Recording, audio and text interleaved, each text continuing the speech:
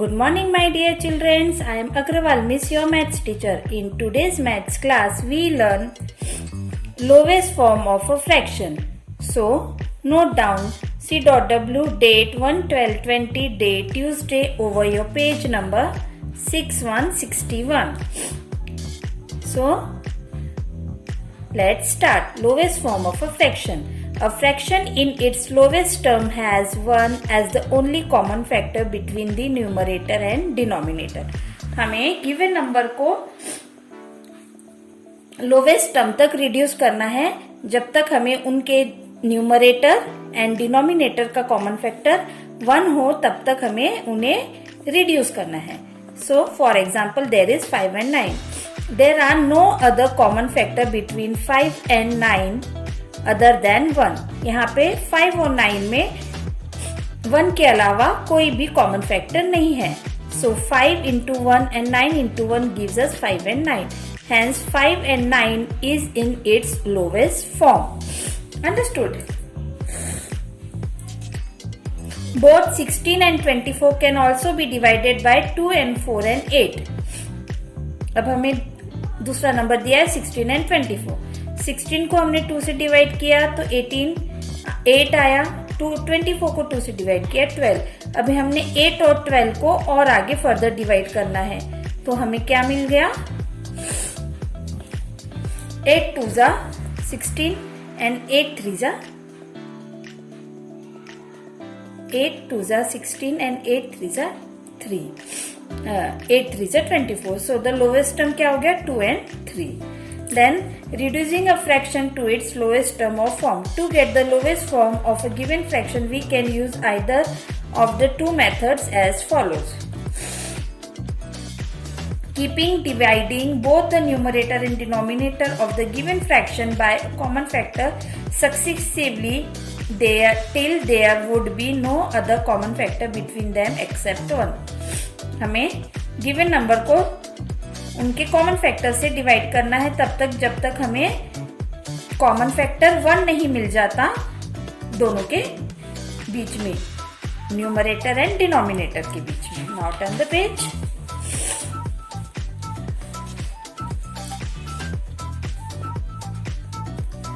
Find the HCF of the both numerator and denominator of the given fraction and divide both by HCF.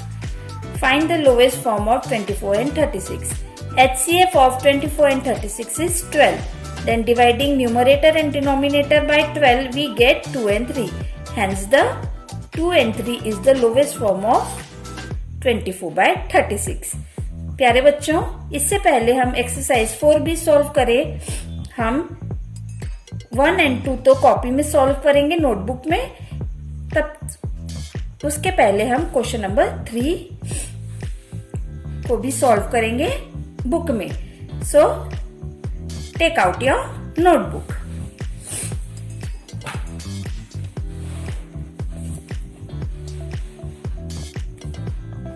अब हमें दिया है 21 and 49.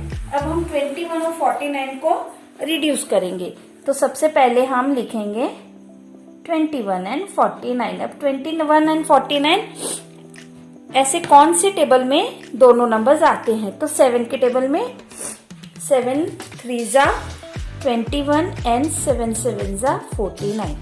अब ये number आगे रिड्यूस नहीं होंगे तो इसका लोवेस्ट टर्म का आ गया 3/7. Then question number B 27 and 81.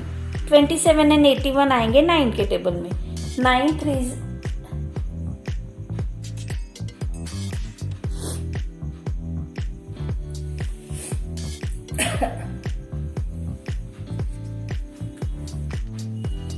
9 3 जा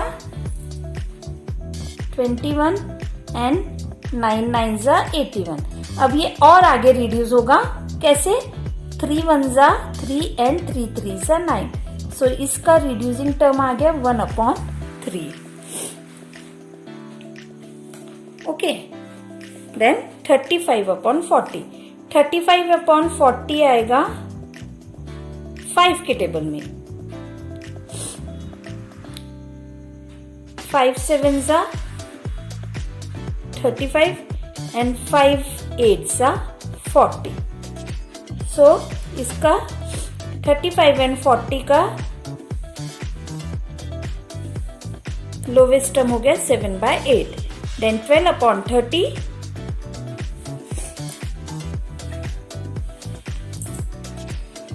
12 अपॉन 30 आएगा 6 के टेबल में। 6 2 ज़ा 12 एंड 6 5 ज़ा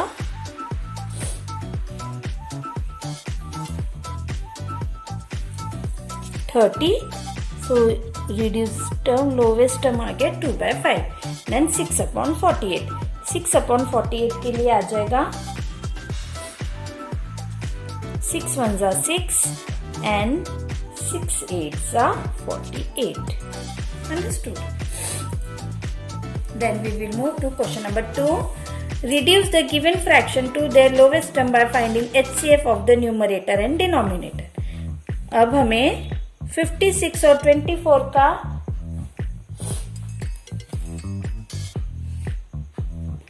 HCF होगा 28 होगा। तो इसे हम कैसे लिखेंगे? HCF of 56 and 24 equals to 8। अब हम करेंगे 56 और 24 को